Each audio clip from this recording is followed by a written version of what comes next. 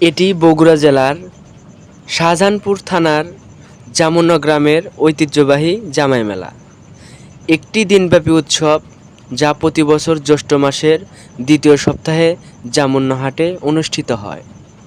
এই মেলা মূলত জামাইদেরকে কেন্দ্র করে আয়োজিত হয়, যেখানে শ্বশুরবাড়ির পক্ষ থেকে জামাইদের দাওয়াত করে মেলায় নিয়ে আসা হয় এবং মেলায় বিভিন্ন ধরনের খেলনা, খাবার ও বিনোদনের আয়োজন করা হয়ে থাকে, যা গ্রামীণ জীবনের একটি গুরুত্বপূর্ণ অংশ। এই মেলার একটি বিশেষ দিক হলো এটি জামাইদের সম্মান জানানোর একটি প্রথাগত হিসেবে বিবেচিত হয়। শ্বশুরবাড়ির পক্ষ থেকে জামাইদের হাতে কিছু টাকা তুলে দেওয়া হয়, যা দিয়ে তারা মেলা থেকে বিভিন্ন সামগ্রী কিনে থাকেন।